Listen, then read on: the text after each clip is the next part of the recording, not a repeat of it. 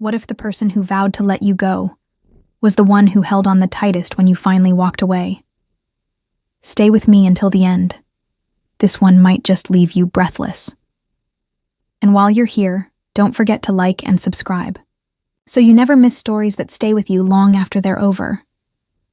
I used to believe weddings were sacred moments, shimmering with hope and love, draped in lace and music. But as I stood beneath the dim chandeliers of the Grant family's private library, turned chapel for the night, I learned that weddings could also feel like funerals. The air smelled of old oak and sandalwood, rich and heavy, almost suffocating. Rows of high shelves lined with dusty, leather-bound books towered over us like silent witnesses. The faint crackling of the fireplace behind me was the only sound filling the awkward silence that hung like a thick fog. Elliot Grant stood by my side, tall, commanding and devastatingly distant. He didn't look at me. Not once. His jaw was tight, his hands clasped behind his back like a man awaiting a court sentence. A navy suit, tailored to perfection, wrapped around his broad frame, his silver cufflinks catching the low light like tiny blades. I tried to breathe, but the ivory silk of my gown felt too tight, pressing into my ribs like it had been sewn onto my skin. I hadn't chosen this dress. I hadn't chosen this night, and I certainly hadn't chosen this man. The priest began to speak, his voice echoing off the stone walls, filling the space with hollow vows that felt more like terms of surrender. I heard none of it. My mind drifted to the apartment in Brooklyn, the scent of chamomile tea filling the air as my mother hummed softly in the kitchen. She used to tell me, "Honor Isla, we live and die by it, but never give it away to someone who won't treasure it." I pressed my fingers tighter around the small silver ring she'd once worn, the only piece of her I had left after cancer stole her away. My throat tightened, and I bit the inside of my cheek to hold back tears. I wasn't giving my honor away tonight. I was selling it. My father had begged me on his knees 2 weeks ago, his face pale, his hand shaking as he laid out the truth. We were ruined. The Bennett name, once respected in family-run manufacturing, was crumbling under debts. And Elliot Grant, the cold-blooded tycoon who had the power to crush us with a single breath, was offering to save us if I became his wife. Do you, Isla Bennett, take Elliot Grant to be your lawfully wedded husband? The word slammed into me like a wave. My lips trembled.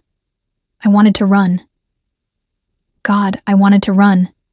But then I saw him, my father, slumped in the back row, head bowed in shame, too broken to meet my gaze. I swallowed the scream clawing at my throat. "I do," I whispered, barely audible. The priest turned to Elliot. For a heartbeat, I dared to hope he'd refuse, that he'd step away and set us both free from this charade. But his answer was immediate, mechanical. "I do." The exchange of rings was no better. His touch was cold, distant, as he slid the band onto my finger like he was finalizing a business deal. No hesitation, no tenderness. Just obligation.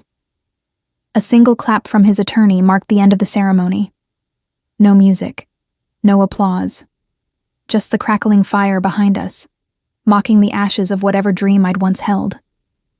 I turned to step away, but something snagged in my mind.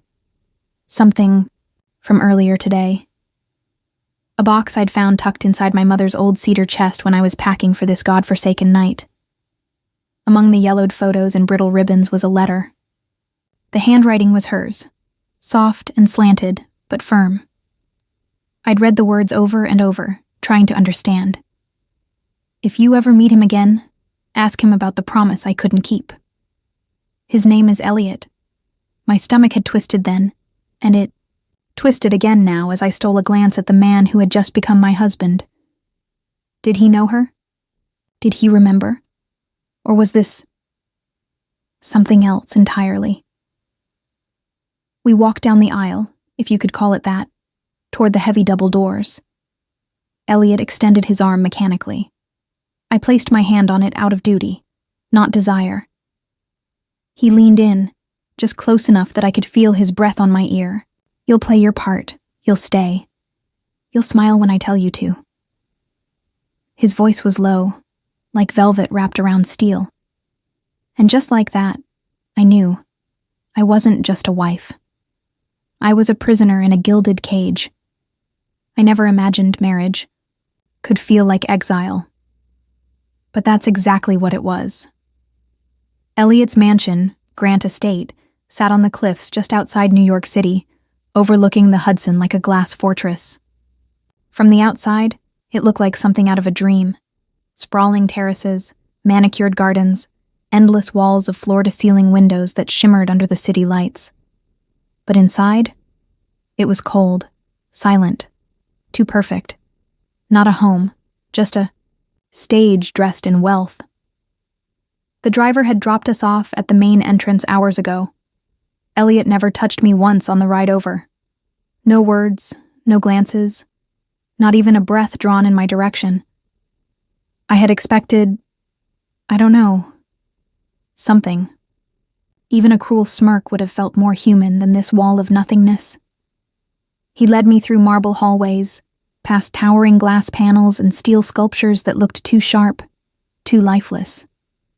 I followed him in silence, clutching the hem of my dress, my heels clicking softly on the polished floors.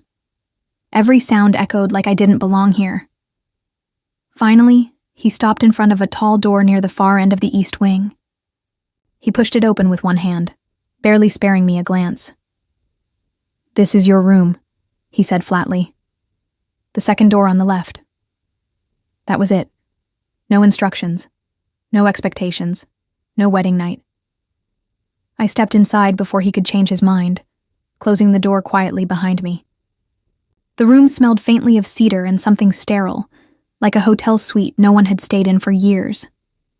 A king-sized bed sat in the center, its ivory sheets crisp and untouched. A single lamp glowed dimly on the nightstand, casting a soft pool of light across the carpet. I stood there, staring at nothing. Frozen. I should have been relieved. Should have felt lucky that he hadn't claimed me like some possession the way I'd feared. But instead, a strange hollowness settled deep in my chest. It pressed heavier with every silent minute that ticked by. He didn't want me, not even as a means to an end. And somehow that stung worse than if he had. I slipped out of the suffocating gown, trading it for the cotton robe I'd packed in my small overnight bag. The worn fabric felt like a piece of home, like the tiny apartment in Brooklyn where I used to curl up on the old love seat with Mom and sip chamomile tea on cold nights. I could almost hear her voice again. "Remember, Isla, honor isn't loud. It's quiet. It's in the choices you make when no one's watching." I reached into the side pocket of my bag and pulled out the tiny tin of chamomile she'd left me, the last thing I'd packed before leaving. Without thinking, I padded, barefoot into the bathroom, found the kettle tucked away on the shelf, and started heating water. The ritual felt small, but grounding. Familiar. I stood at the window while the kettle hissed, staring out over the city that never slept. The skyline glittered in the distance, but I'd never felt farther from it. By the time the tea was ready, my hands had stopped shaking. I curled up on the oversized armchair by the window, clutching the warm mug to my chest, breathing in the steam like it was the only thing keeping me tethered to myself. That's when I noticed it, the envelope. It sat on the desk by the window, tucked beneath a heavy glass paperweight. My name was written on the front, in careful, familiar handwriting. I swallowed hard. It was from the nursing home, from St. Margaret's. I reached for it, my heart hammering, as I tore the seal. Inside was a receipt. Several, actually. Payment records dating back months. Long before I'd been told the home had closed its books on my mother's account. And at the bottom, paid in full, Elliot Grant. My throat closed, my vision blurred. I sat back, clutching the papers, trying to make sense of it. He had paid for her care, all along. Quietly, silently, without a single word. Long before this marriage, long before my father had begged him to save us, I pressed the papers to my chest, the weight of the revelation sinking deep into my bones. Why? Why would he do that? He hadn't even looked at me tonight, hadn't touched me, hadn't claimed a single piece of me, even though I was legally his. And yet, he'd cared enough to make sure my mother had spent her last days with dignity. Knot tightened in my throat. I didn't know if it was gratitude or anger. I stayed by the window until dawn began to touch the sky, the city stretching awake beneath a soft gray mist. And in that quiet, I promised myself I would find out why. Not because I owed him, but because I needed to know the man I had just promised to spend my life with, whether he wanted me or not. I didn't sleep. Not really. I dozed in and out, curled beneath the oversized blanket on that cold, untouched bed, clutching the payment receipts to my chest as though they might somehow explain the man sleeping just down the hall. But they didn't. And morning only brought more questions. By the time I worked up the nerve to step out of my room, the mansion was already awake. Staff moved quietly through the halls, housekeepers dusting surfaces that already shone, men in black suits adjusting security earpieces as they made their rounds. No one made eye contact. No one spoke to me. I was a ghost in my own life. I wandered, aimlessly, until I found myself standing outside the Grant family's old study, the one place I had never dared enter before. The heavy oak door was cracked open, just enough for curiosity to slip through. I shouldn't have gone in. I knew better. But something, maybe desperation, pulled me across the threshold. The room smelled of leather and cedar, like time itself had settled in the walls. A large wooden desk sat beneath a stained glass window, its surface littered with papers and unopened letters. But what caught my eye was the antique writing box resting near the edge. It looked familiar, too familiar. My breath hitched as I reached for it, my fingers trembling slightly as I flipped open the brass latch. Inside, nestled among yellowed, stationery and dried ink pens, was another letter. This one, addressed in my mother's handwriting. My knees nearly buckled. I pulled it free, my heart thundering in my ears as I unfolded the fragile paper. The words were faded, but I knew that script like I knew my own breath. Dear Elliot, I'm writing this knowing you may never read it. I'm writing because I cannot bear the weight of this silence any longer. I loved you once. You know that. But I broke that love when I married Robert Bennett. I told myself it was the right thing. For my family, for my future. But I've carried the guilt every day since. I kept our daughter away from you. I kept Isla away, fearing she might one day pay for the sins I committed. And yet here she is, standing at the edge of your world. If she ever finds you, promise me you'll tell her the truth. Promise me you won't hate her for what I couldn't face. Forgive me, Elliot. Please. My lungs stopped working. The room spun. My mother had loved his father. Elliot wasn't just a stranger who had bought my family's debt. He was the son of the man my mother had once betrayed. And I was the living reminder of everything she had taken from the Grant family. I sank to the floor, clutching the letter like it might disappear if I let go. No wonder Elliot hadn't touched me. No wonder this marriage felt like a sentence instead of salvation. To him, I was a ghost of my mother's betrayal. A pawn in some cruel, unfinished war between two families who had lost their way long before I was even born. I pressed the letter to my heart, choking on the weight of it all.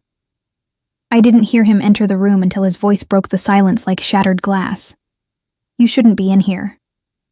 I flinched, scrambling to stand, the letter shaking in my hand as I turned to face him. Elliot stood in the doorway, his expression carved from stone, his jaw tight. My voice cracked when I spoke. How long have you known? He didn't move, didn't breathe. Just stared at the letter between my fingers, like it was a ticking bomb. Since the day your father walked into my office, he replied, his voice rough. Since the moment I saw your face and realized who you were. I swallowed hard, my heart breaking all over again. "Is that why you married me?" I whispered. "To finish what our parents started?" He took a step closer, his eyes darkening. "I married you because I couldn't let you go." The words hit me like a thunderclap. Shook my head, tears burning in my eyes. "But you have let me go. Every day. Every night. You've kept me at arm's length like I'm some kind of punishment you have to endure." Elliot's jaw flexed, his fists clenching at his sides. "You don't know what you are to me," he ground out. "Then tell me," I demanded, my voice trembling. "Tell me the truth." He closed the distance between us in 2 long strides, stopping just inches away. His breath fanned across my face, hot and uneven. "I've spent every day trying not to want you," he rasped, "because wanting you feels like betraying the only promise I ever made to your mother." I froze, blinking through the haze of tears. "What promise?" He reached out, his fingers brushing the letter from my grasp before letting it fall to the floor between us. His touch lingered for half a second longer than it should have. "I promised her I wouldn't touch you," he whispered, his voice breaking. "I promised her I'd protect you from this. From me." I stood there, shaking, the truth unraveling around us like threadbare silk. I didn't know whether to cry or scream, so I did neither. I turned and ran, leaving him standing in the ruins of the past neither of us had asked to inherit. I didn't cry that night. Not when I slammed the door to my room.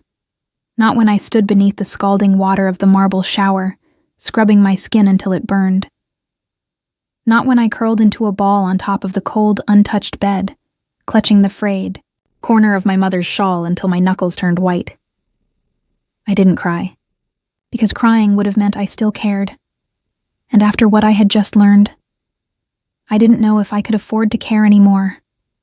I spent the next 2 days avoiding him, haunting the empty halls of Grant Estate like a ghost, watching the staff exchange glances when they thought I wasn't looking. They knew. I didn't know how, but they knew this marriage was nothing more than a contract sealed in dust and old regrets. By the 3rd day, I couldn't take it anymore. I couldn't breathe beneath the weight of it, so I did the only thing I had left. I drafted the divorce papers myself. It was almost laughable how easy it was to undo something that had never really existed in the first place.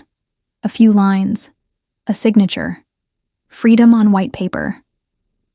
I sat in the formal dining room, staring at the single sheet in front of me as the afternoon sun slanted through the towering windows, casting long shadows across the polished table. My pen hovered over the dotted line, my hand trembling like a traitor.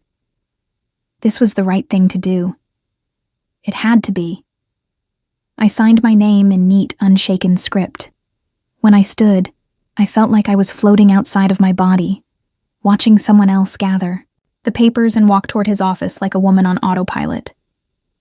The door was already ajar when I reached it. Elliot stood by the window, his back to me, one hand braced against the glass as he stared out over the city. I cleared my throat softly, but he didn't turn. I swallowed the lump in my throat and stepped inside, laying the papers on the corner of his desk without a word. The sound of paper brushing wood finally made him move. Slowly, he turned to face me, his expression unreadable, the faintest crease forming between his brows. His eyes flicked to the papers. He didn't ask what they were. He didn't need to. I held my breath, waiting for him to fight, waiting for him to tell me I was wrong, waiting for him to say something, anything, that might give me a reason to stay. But he didn't. He walked to the desk, picked up the pen lying next to the papers, and signed his name without hesitation. A clean, effortless signature, like I had never mattered at all. The sound of the pen clicking shut sliced through me sharper than any blade. He pushed the papers back toward me and stepped away, as if I had suddenly become radioactive. It was over. Just like that. I nodded stiffly, turning on my heel before he could see the crack forming in my chest. But when I reached the door, something made me pause. Maybe it was the way the sunlight hit the edge of the desk, catching on the corner of a velvet-lined drawer that sat slightly ajar. Maybe it was instinct, or foolish hope, or nothing at all. Either way, I reached for it. Inside, nestled beneath a stack of business cards and loose change, lay the wedding ring I had worn for exactly 3 hours on our wedding night. The band I thought had disappeared into the void along with every other piece of this farce. Except it hadn't. He had kept it. Hidden it. Held onto it. I turned back to him, holding the ring between my fingers like a question. His jaw flexed, his throat bobbing as he swallowed hard. I searched his face for an answer, but there was nothing there. Nothing but the same stone-cold mask he had worn since the day I met him. My heart thudded painfully in my chest. "Why?" I whispered, my voice cracking. "Why did you keep this if you never wanted any of it?"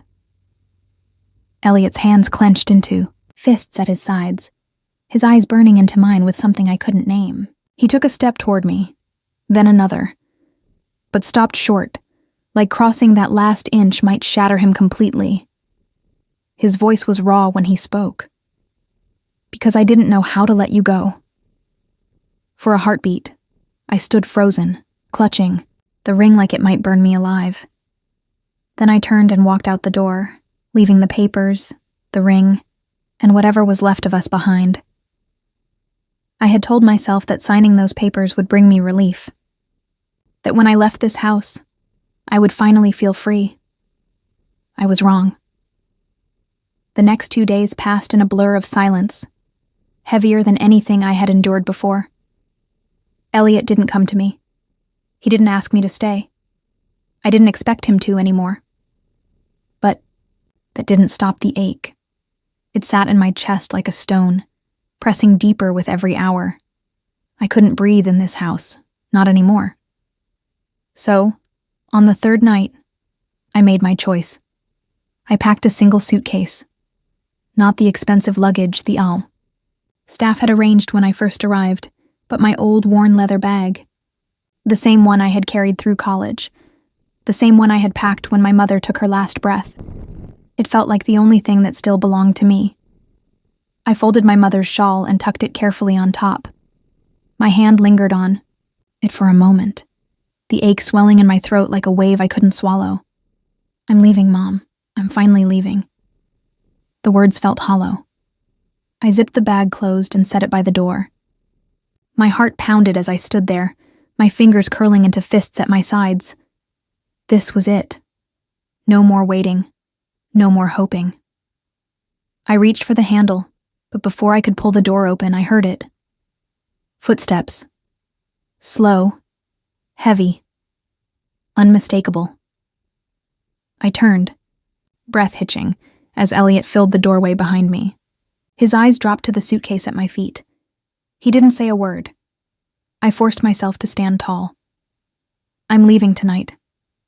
Still, he said nothing. His jaw flexed once, then again, as if the words he wanted to say were choking him.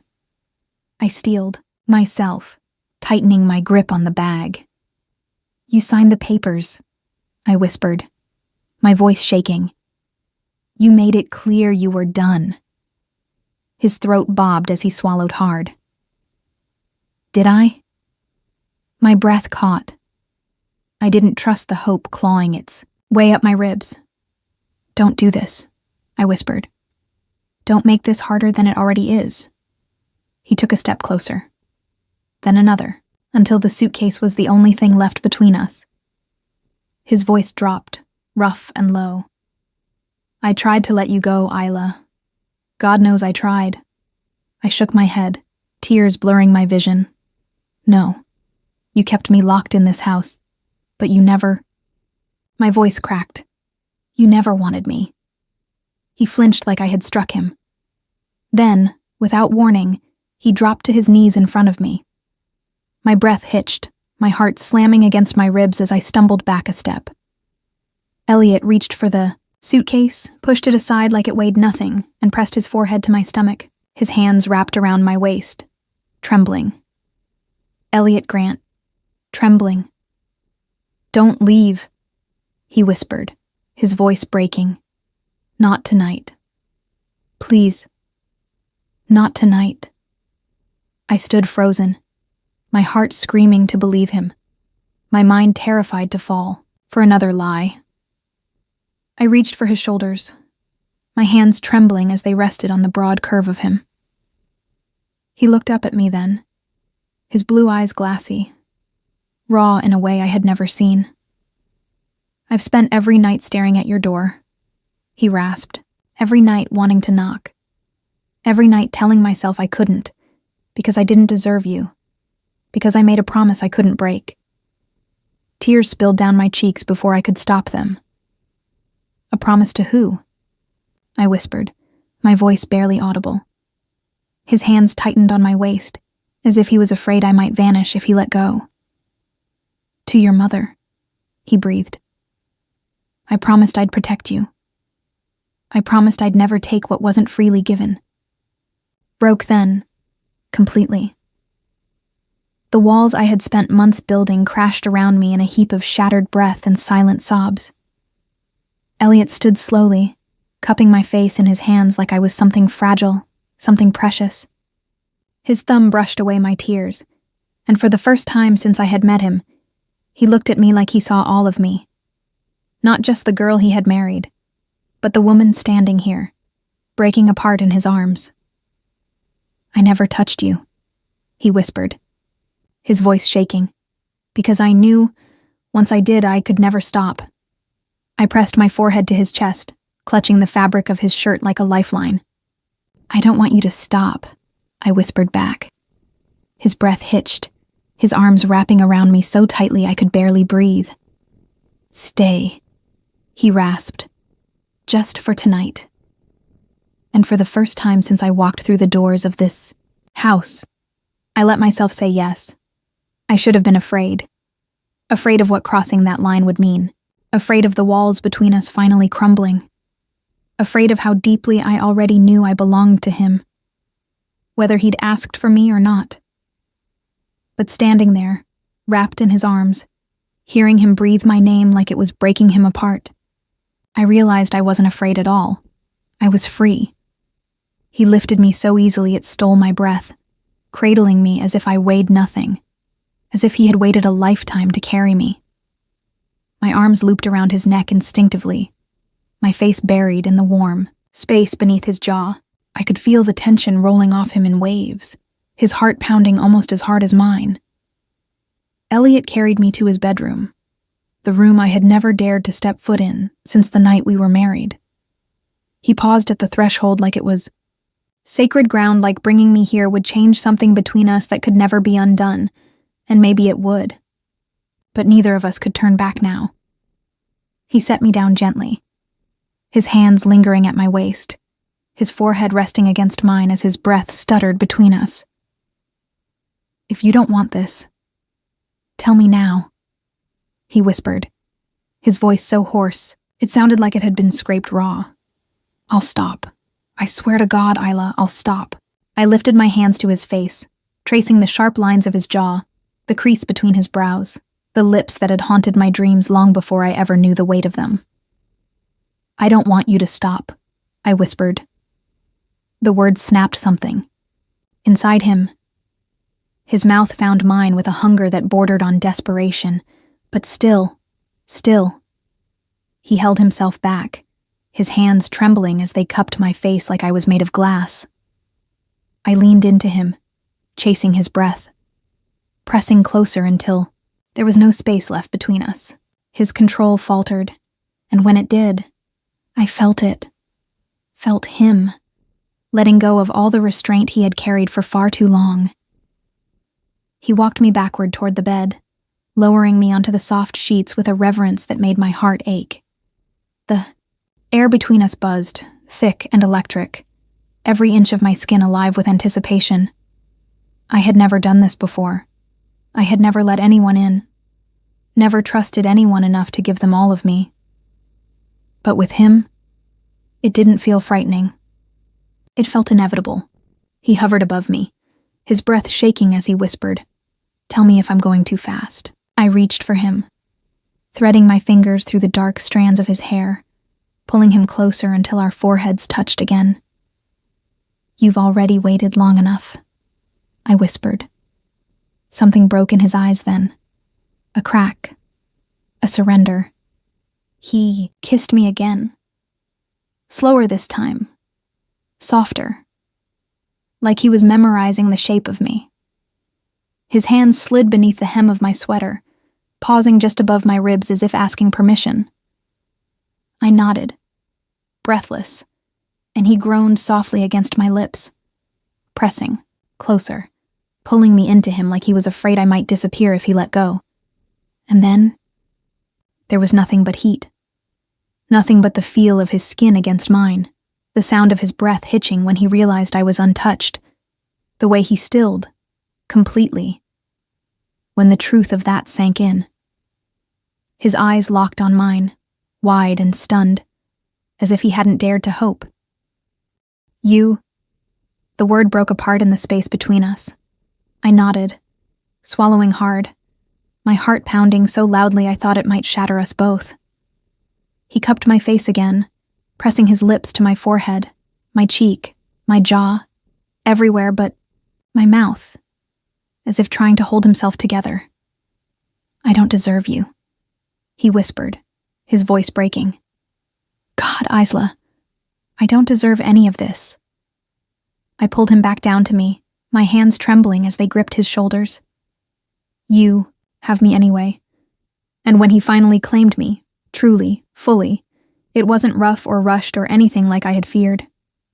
It was slow, reverent, a quiet breaking, a part of every wall we had ever built between us. He touched me like I was a prayer he didn't think he was worthy of answering. And I let him. Over and over again, until there was nothing left between us, but the sound of steady breaths and tangled limbs and the softest whisper of my name on his lips. When I finally lay there, curled against him beneath the thin, rumpled sheets, I realized something I hadn't dared believe before. I wasn't just his wife in name. I was his, completely, irrevocably, endlessly his. And for the first time in months, he was mine too. We stayed in that room all night. No words, no explanations, just the quiet hum of two people who had finally stopped running. I don't remember falling asleep. I only remember waking to the soft glow of morning pressing through the curtains. Elliot was still there, arms wrapped tightly around me, his breath warm against my neck. His hand splayed across my stomach like he was afraid I'd slip through his fingers if he let go. I lay there for a long time, memorizing the weight of him, the feel of his skin beneath my fingertips, the steady rise and fall of his chest. Had spent months convincing myself that this man was stone, untouchable. But here, in this quiet space between darkness and light, I realized how wrong I had been. Elliot Grant wasn't untouchable. He was breakable. And I had just watched him fall apart for me. I shifted slightly, turning in his arms to face him. His eyes fluttered open, heavy with sleep, and for the first time since I had met him, they looked unguarded. Morning, I whispered, afraid to break whatever fragile thing we had built between us. He let out a soft breath, brushing a strand of hair from my face with a tenderness that made my chest ache. Stay, he whispered back, his voice rough with sleep. I nodded before I could second-guess it. We stayed like that until the sun was high, until reality started, creeping back in with every tick of the clock on the far wall. When he finally pulled away, I saw something shift in his face. A hesitation, a weight pressing on him heavier than before. What is it? I asked softly, reaching for his hand. He sat up slowly, scrubbing a hand down his face, his shoulders curling inward like he was bracing for impact. There's something you need to know, he murmured, not meeting my eyes. Something I should have told you the day we married. My stomach twisted, 1,000 terrible possibilities crashing through my mind. He stood, pacing toward the window, his hands trembling slightly at his sides. After your mother left. After she married your father. He swallowed hard, pressing his palm to the glass like he was trying to hold the city back. My father fell apart. He never recovered. He drank too much, gambled too much. He lost everything. I sat up, clutching the sheet to my chest, my heart pounding. He blamed your family, Elliot continued, his voice cracking. And I grew up believing he was right, that the Bennetts had ruined us. I shook my head, tears burning my throat.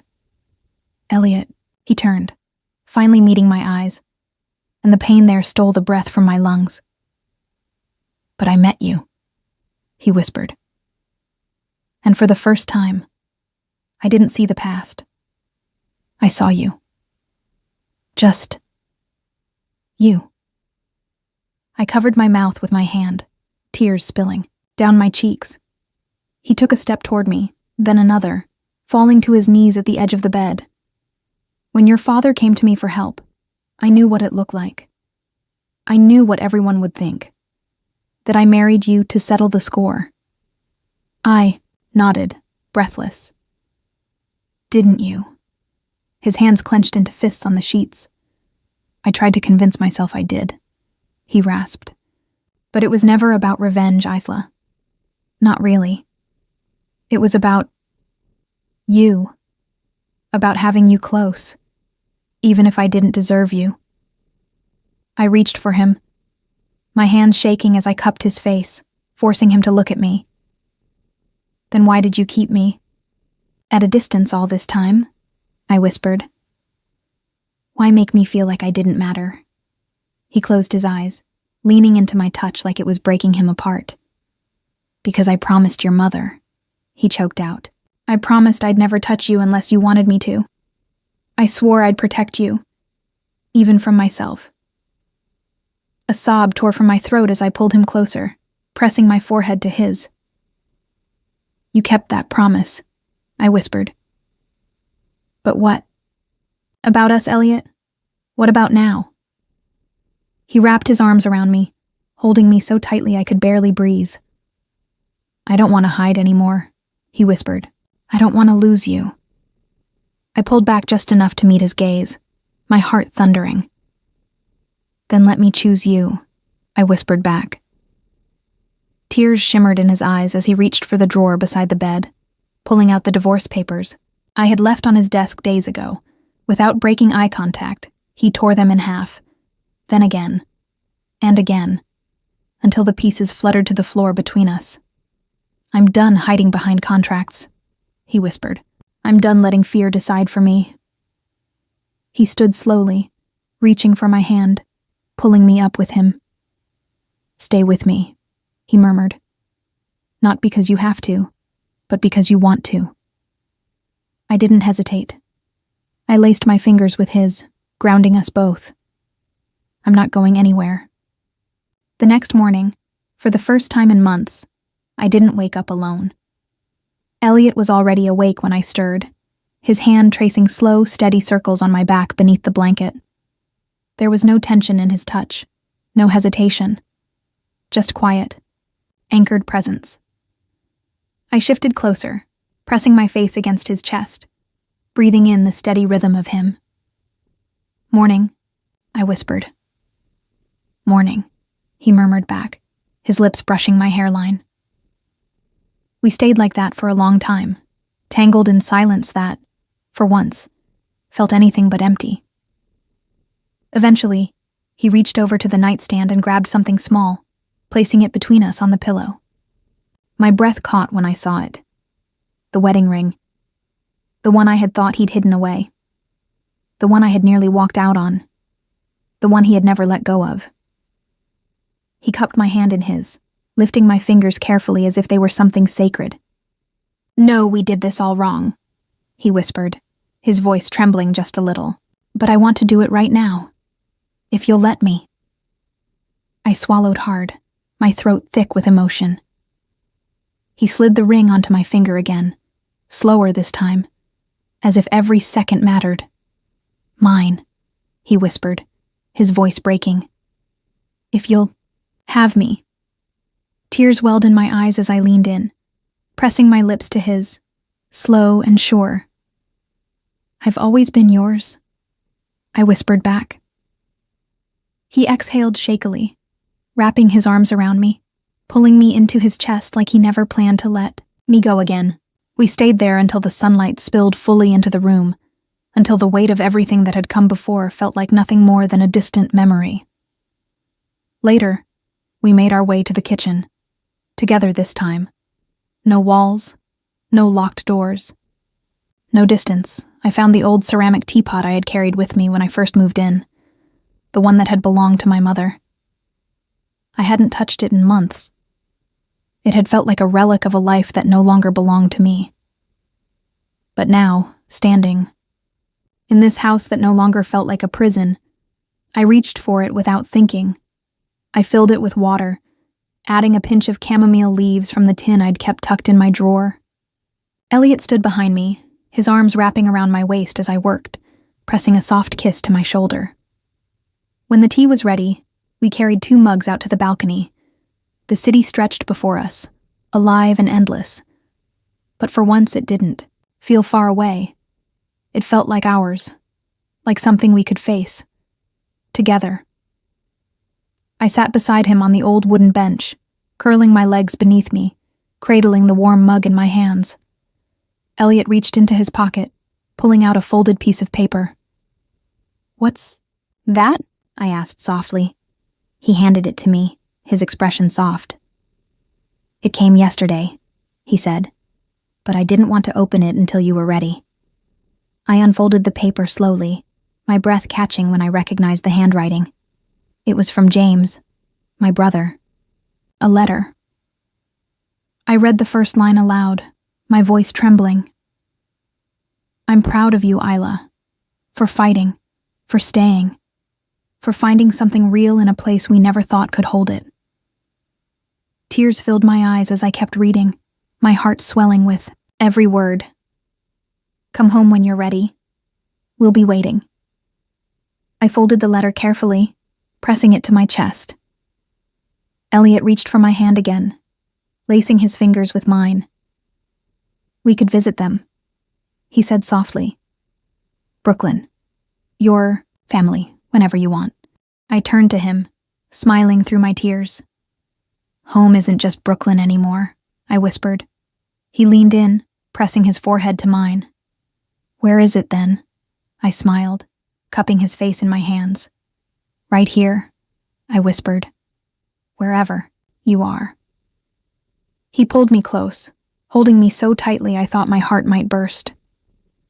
We stayed like that until the sun was high in the sky, until the city felt like it was waking up just for us.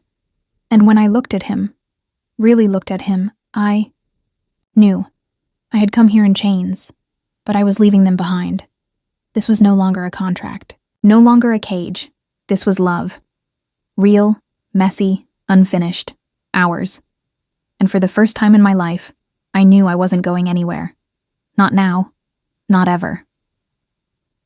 If this story touched your heart, don't forget to like this video and hit that subscribe button. Your support helps us bring more unforgettable journeys straight to you. Stay with us for the next story. You never know when one might feel like it was written just for you.